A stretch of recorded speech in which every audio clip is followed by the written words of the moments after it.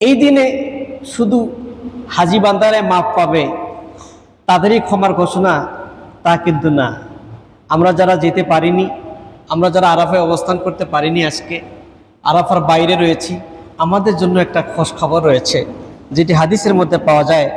নবীজি বলেছেন, সিয়ামু ইয়াউমি আরাফা, আরাফার দিনে রোজা পালন যেটা হাজিরা করবে না, ওইটা কিন্তু হাজিরা করবে না। হাজিরা রোজা না রেখে আরাফায় অবস্থান করবে। কারণ আরাফার দিনে এই নামাজকেও আপনার জম্মু বাইনা সালাতে এই দুই নামাজ একত্রে পড়া, জোহরের সময় আসর পড়া, তারপর মুসাফিরের জন্য কসর করে দেওয়া, এই যে আরাফার দিনে এই বিষয়টাকে এত সংক্ষেপ করে নেওয়ার উদ্দেশ্য কি?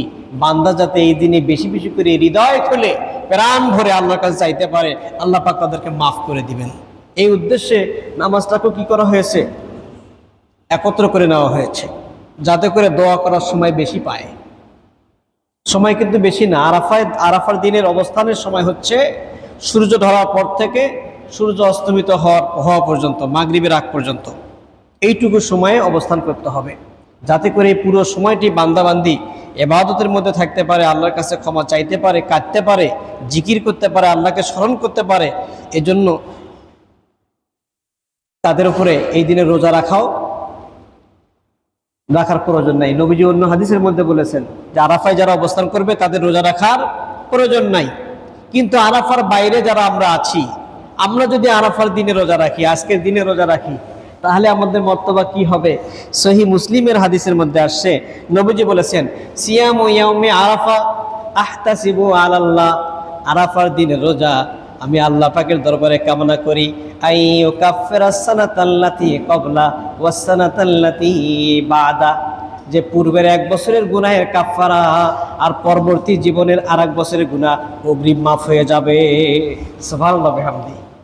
পরবর্তী আরেক বছরের গুনাহ আগে মাফ হয়ে যাবে। এটা বুঝবো কেমনে যে আমার পরবর্তী এক বছরের গুনাহ মাফ হয়ে গেছে? আগে গুনাহ করেছি সেটা তো বলতে পারি, এই গুনাহ করেছি, আল্লাহ পাক মাফ করে দেবেন, আশা করা যায়। কিন্তু আমি তো আগামীকাল কি করব জানি না। ওমা তাদেরি নাফসুম মাযা তাকসিবু গদা, আল্লাহ পাক বলেন কোনো মানুষ জানে না সে আগামীকাল কি করবে।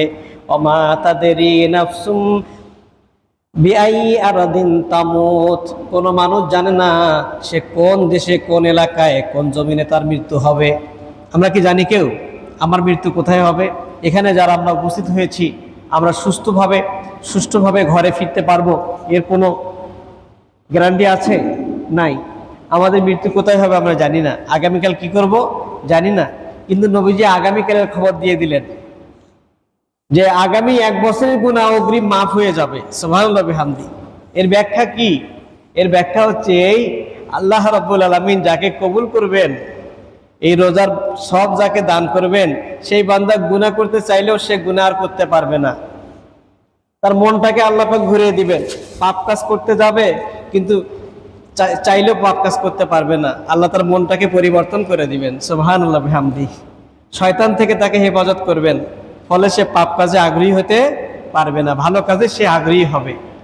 এইগুলো হচ্ছে বড় ধরনের একটা অফার। এই সুযোগগুলো গ্রহণ করতে হয়। যদিও এই আরাফার দিনের রোজা এটা মুস্তাহাব, নফল রোজা, কিন্তু এগুলো মর্তবা অনেক রয়েছে। ফরজের পাশাপাশি যখন নফল কোনো ইবাদত বান্দাবান্দি করে, সে এই ইবাদতের মাধ্যমে সে অনেক নৈকট্য লাভ করে।